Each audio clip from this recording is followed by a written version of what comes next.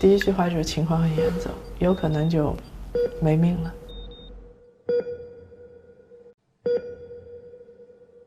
半身我都麻了，我就觉得我要死了，就不停的，就像勒了一根铁箍，就越抽越紧，越抽越紧那种感觉。我不会离婚，我会照顾他，但是我不能保证我不出轨。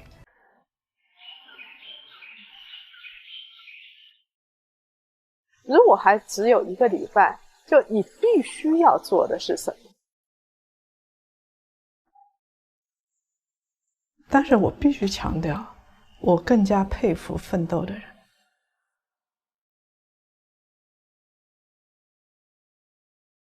除了生死，其他都是擦伤。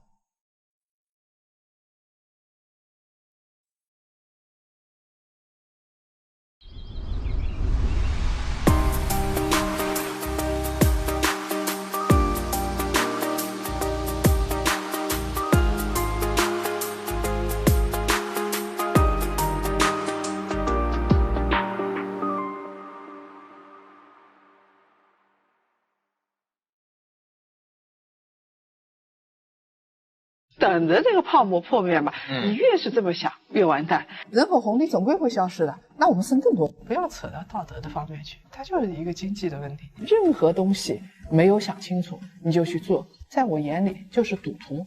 让中国人可以思维能力更强，更有体面。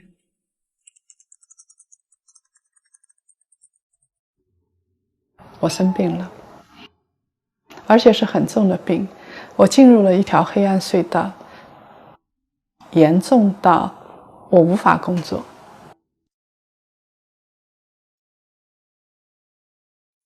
你这个时候不是感受，而是感受消失。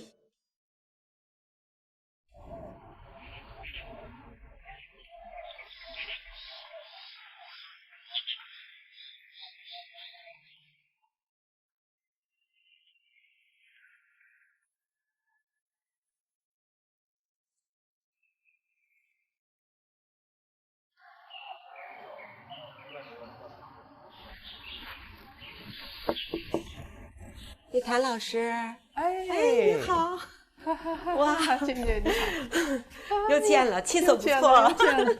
咦，这是您的那个小猫啊？对，是的呀，嗯，哎，它一点都不认生啊，对不对？对，给我双拖鞋吧。可以吗？好，可以。给毛茸茸，哎，他们俩，哎，别出去，我得把门关上。哦，他们这2只像狗一样，出去没问题。人家一般猫见了人都躲起来。它叫什么呀？它叫金胖胖。哎呦，宝贝儿，我们家金胖胖，这蓝胖胖。蓝胖胖，来，您坐，来，请坐。来您家吃早饭了。我们家这个早饭比较健康杂粮。太健康了，都有什么呀？这个我看有薏米，还有这个奇亚籽吧，对，红小豆、芸豆、大枣、花生，各种各样小米啊，这全都有放在一起的。每天早上喝这么一碗，挺好喝的。我要每天早上这么吃，我肯定瘦下来了，太健康了。南瓜、鸡蛋、蛋白质。然后我现在吃东西还有个特点，就是因为杂粮吃的多了，每次吃了很多，我觉得我肠胃撑撑的，我有点体会到那个牛的感觉。老是想进食，但是其实它能量是不高的，因为都是杂粮。这太浪漫的早餐了！你们谁家早餐桌上有一个小猫咪？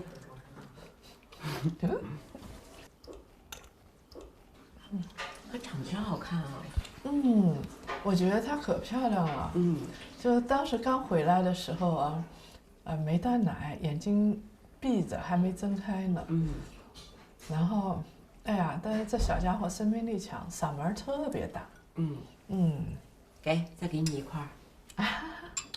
你也给他吃呀？哦，他今天很兴奋，就连吃的心思都没了。生病之前就觉得，我们好像要这个争分夺秒，抓紧时间。生病之后就觉得慢也是快，然后我们对很多东西很仁慈，我们对猫猫狗狗很仁慈，但我们对自己很不仁慈，我们对自己身体很不仁慈。对，而且您发现吗？那时候啊，无论谁说，不仅听不进去，还嫌烦。我父母，他对我干的事儿不太了解，说的最多的就是差不多就得了，说身体第一位。我就觉得有点烦，是吧？不仅烦，最后生气了。为什么？因为我在很多自己解决不了事情面前，其实我是有内伤的。是的，我又不能跟别人表达出来。但父母他说差不多就行了的时候，就有一天，我就很生气的说：“我说你们知道吗？没有差不多就行了，不是进就是退，没有第三个选择。是因为差不多就行了的时候。”你就会被别人吃掉，会被别人干掉。然后我就想我父母瞪着眼睛看到我说，心里特别在想你是在战场上吗？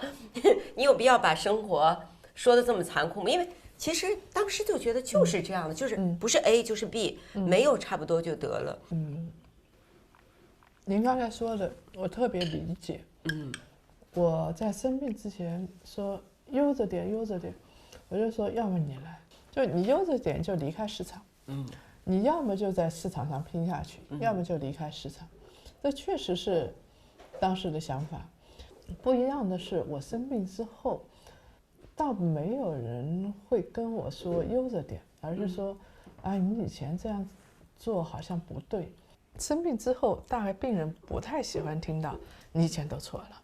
你以前这样是不对，这也不对，那儿不对。然后最讨厌的是，那我早就跟你说过。对，就觉得很高明。就像我如果跟您说，你以前不要这么拼，你以前做节目有什么不值得，不要这么，那你就相当于把你的前面全否定掉。不是，我跟你讲，他们不会这么说，他们会这样说，你看没有，你们折腾半天那么辛苦，就是因为你们根本都不知道爱惜自己身体，玩命的工作。你看。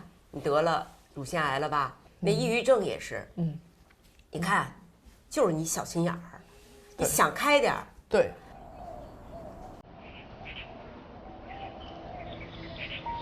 你的那个病其实是你已经感受到不舒服了，但是由于疫情，你们那时候是不是都特别不愿意去医院呀？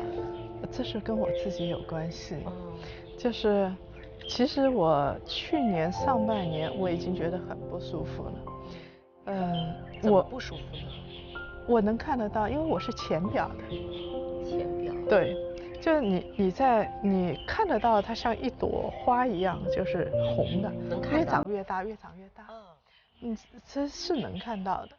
然后呢，去年上半年我觉得大家都封闭在家里啊，我当时也懒，我就觉得说，哎呀，我还要跟人家说我要体检，所以当时去年上半年就没去。然后呢，到了解封之后有1个多月、2个月的时间，当时就想着把手头的事情完成一下，你知道的嘛，就老是把自己放在最后一位。是，我觉得要完成好，都安排好，然后呢，他们正常运作，那我就去医院了。后来我的情况是，我已经撑不住了。我那天就是去年上半年，确实我的直播什么做的挺好，但我那个时候每次做直播，其实我的背是抽痛的。癌症可怕的还不光是说要命，到晚期可怕的是痛。他的痛，我去年是体会到，就是他的痛的频率越来越快，越来越快。骨头这儿的抽痛，就不停的，就像勒了一根铁箍，就越抽越紧，越抽越紧那种感觉。整个背这儿整个背跟前胸这儿就套了一个铁圈。那时候你去医院了吗？那时候觉得哇，我必须得去医院了。那个就做完直播才去的医院。我觉得您有点去晚。是的。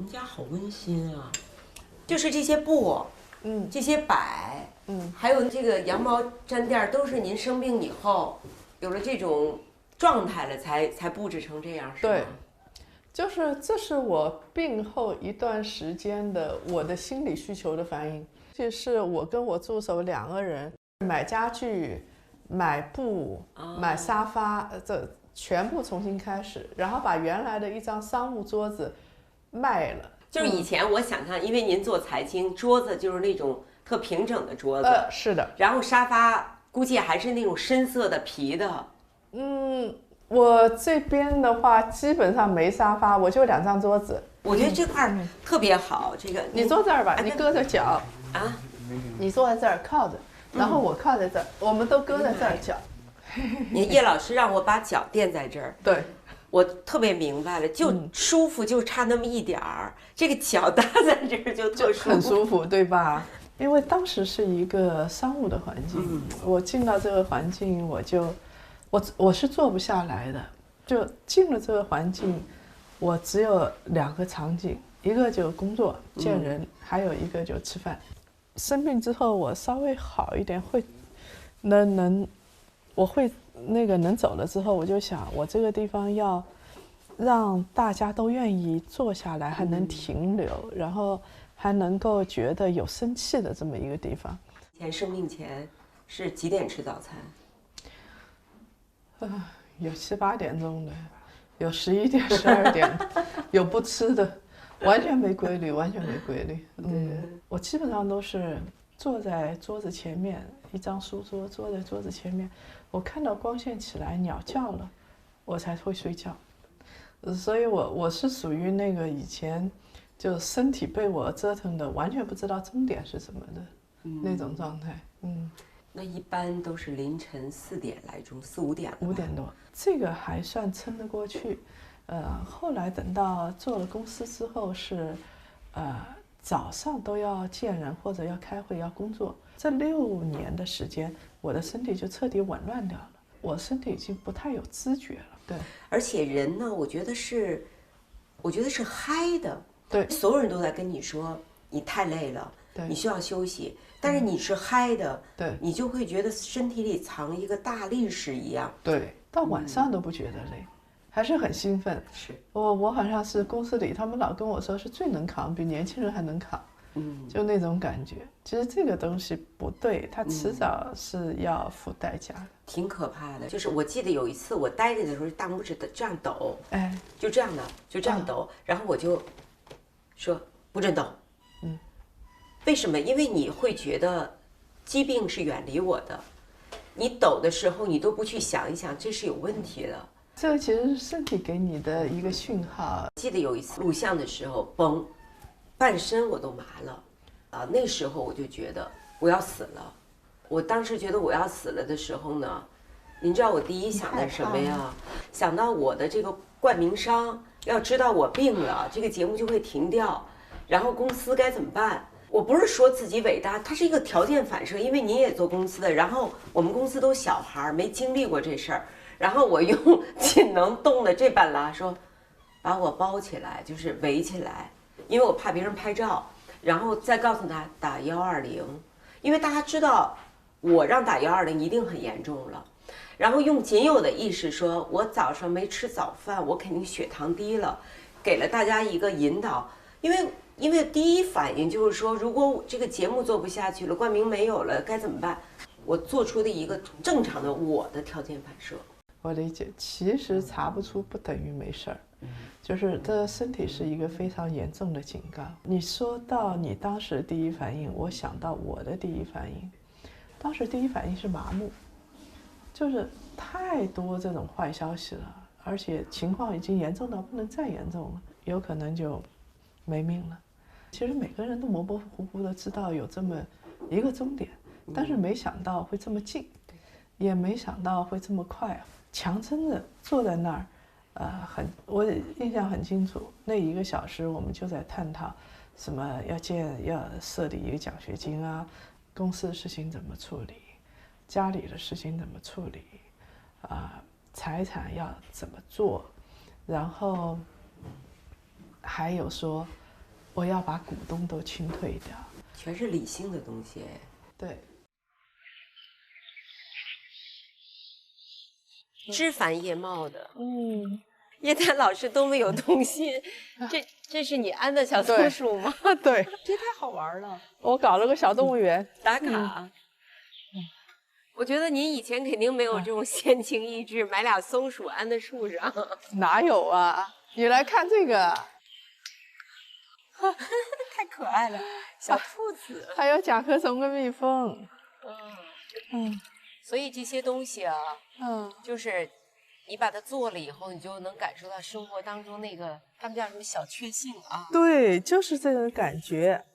就你看啊，这边，然后我反正每个地方都稍微搞一点，把这个植物全浇一遍，我觉得这时间可不短啊。对，是的，这个是我早上一个非常重要的任务。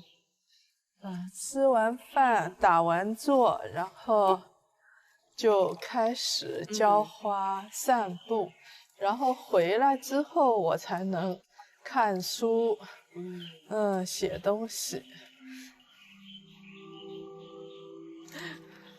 小心啊！这个树上也有一只小松鼠。哎，小心小心！这全都是您摆的。对，你看它这个就好养，五色梅就特别好养，有的花就不好养。小沙弥也是我请的。这大鹅。哪些是种的呀？这些全部都是种的。你看所有的这些树，然后这个啊，你看像葱一样的，应该明年就能开花了，是撒的种子，然后它就长出来了。然后呢，像这些有的是喜欢花的，有的喜欢太阳。这个是绣球，它来的时候长了好大的花，绣球花，然后现在都剪掉了。它这个地方呢有一个问题，就是这儿大树多，太阳不是太好。对，这边好像是阴凉的地方。对，然后我长着长着，它就长成叶子了。重生以后都感受到了什么呢？就是晚上睡觉的时候，你会感受到每个细胞都是关闭的，它在慢慢的合拢。然后早上第一缕阳光进来，第一声鸟叫，我都会醒。通常是在5点左右。夏天和冬天、秋天不一样。然后鸟叫了之后，我醒了，我觉得我的细胞逐渐苏醒。我大概还会睡1个多小时，但那个时候我的身体已经逐渐的预备醒了，就好像确实感受到每个细胞在伸懒腰。以前就觉得这些植物是没有生命的，它只是一棵树，长着就长了。现在就觉得每棵都有生命。我病后对于所有的自然啊这些东西有了新的感觉，然后我会意识到哪一个花长得好，哪一个长得不好，它是需要水还是需要阳光。哎，蓝胖胖又出来了，让它出来吧。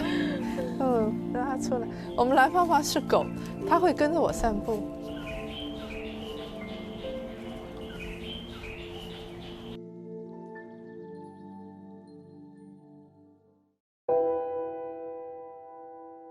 疾病就是疾病，它就是一种不幸，不要过度的自责，也绝对不要陷入羞耻感里头。谁让你觉得羞耻，他才应该感到羞耻。所以我想把这个剥离掉，大家看一看。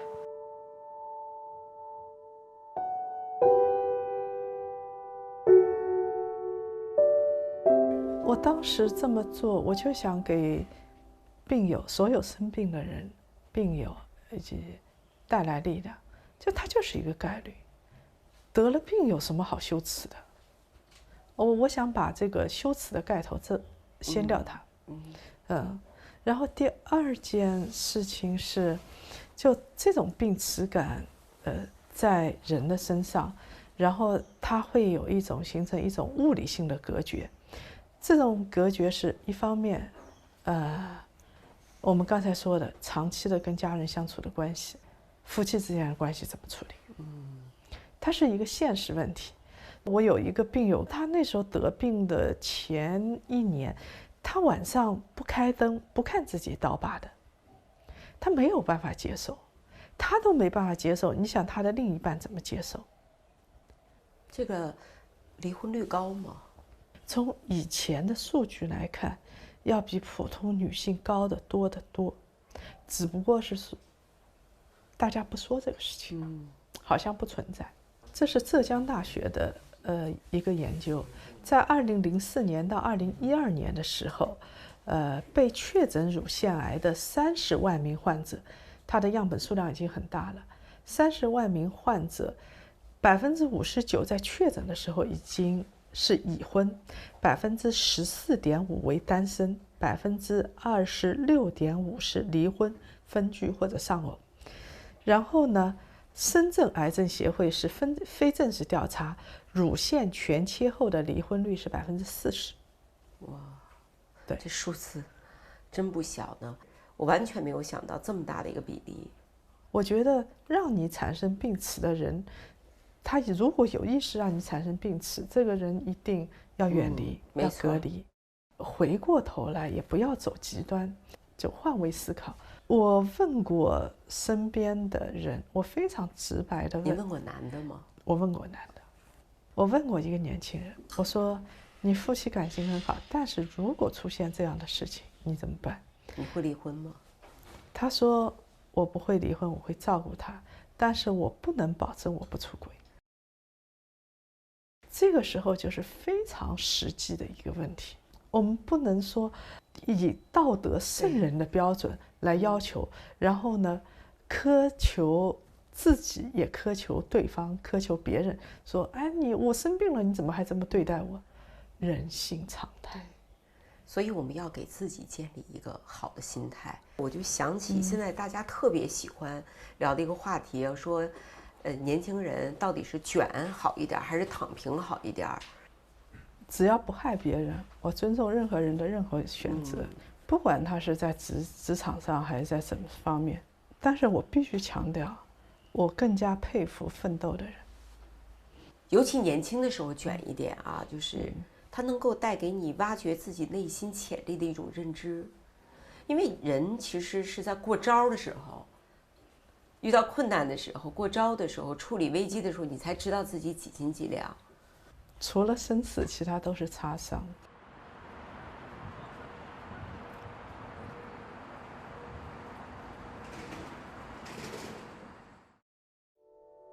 如果真的到了癌症晚期，现有的医学不能治，那该怎么办？是有压力，但也是动力，更让我不能停下来。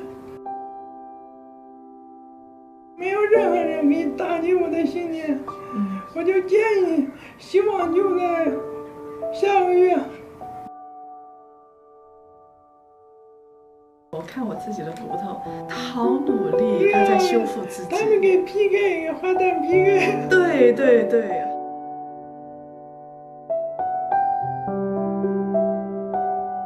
前2天我看您跟蔡磊老师见面，你们2个之前其实也没见过。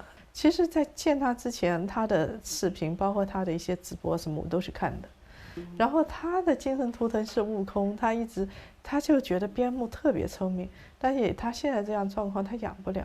我当时其实我猫太多，我不太适合养狗。后来想想啊，还是我说我来养吧。等到他如果好转，自己能养，我到时候就把悟空送回北京去。5天之后，我养了一只小边牧，4个月大的小边牧。你这行动力够快的啊！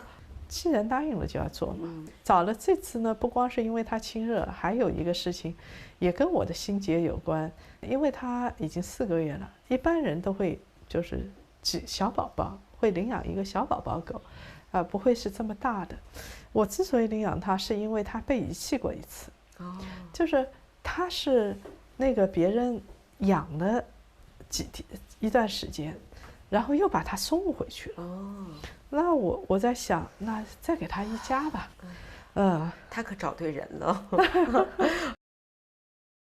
是泰兰老师的那个吗？就是他说他现在没有办法养，我先替他养着吧。悟空，他老在阳台上，哟，对，哟，听说你叫悟空，啊，他好新鲜。这你瞧他激动的，哎呀，哎呀，悟空，呀，救你的，过来，悟空，哎呀，他这长大了很大了，很大，他还会大1倍。叶檀老师说给我送去待几天。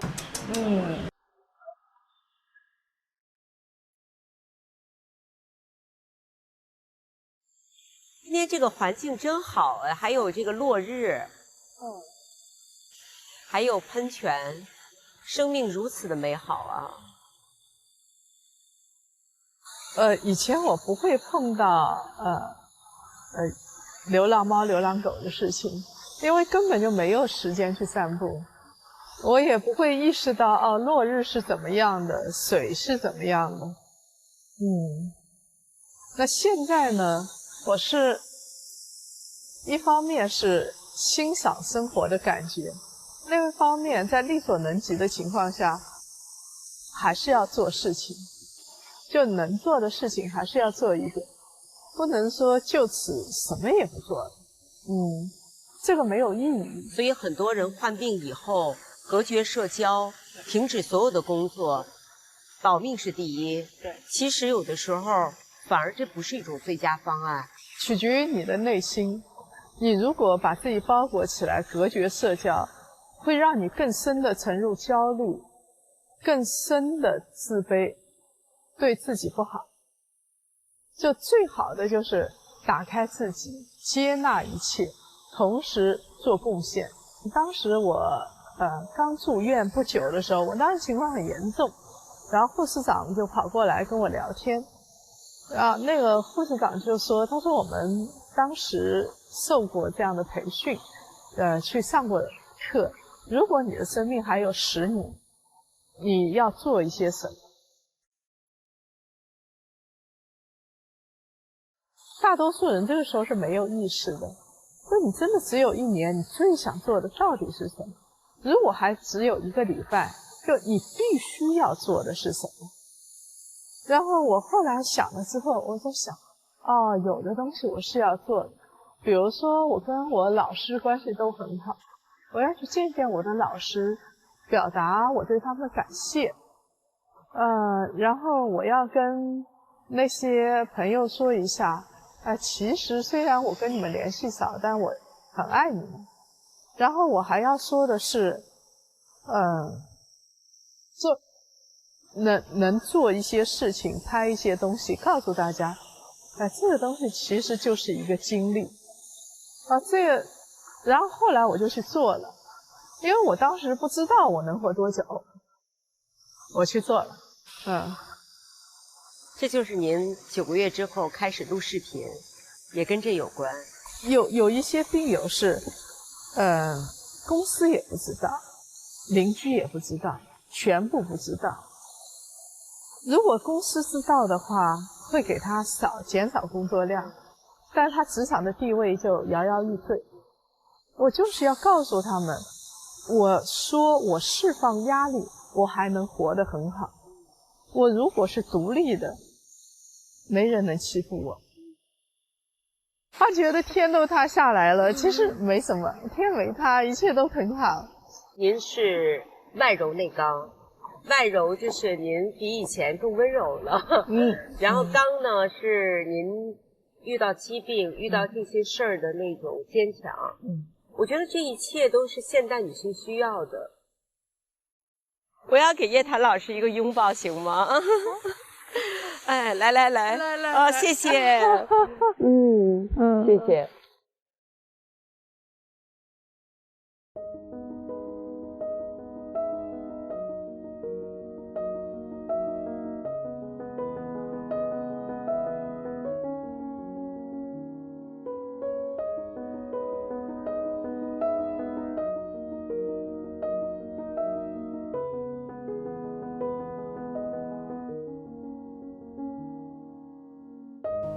那我平时是在这儿打个坐。哎呀，这阳光真好，可以晒后背。对，你坐在这儿吧。坐这儿啊？坐在这儿，感受一下后背。哎呀，晒晒后背。哎呀，真舒服。哎呀，舒服吧？你们家，我觉得就是。其实我才发现你是把每个角弄得很舒服，一会儿可以在这个角待一下，一会儿可以在那个角待一下。是，我基本上就每一个房间、每个角落都有一个可以。更多精彩内容尽在新浪娱乐微博纪录片《新浪综艺》。晒一晒，这都是您的书啊？对，我还有一个书房，然后这边是这个房间的书房，我书房比较多。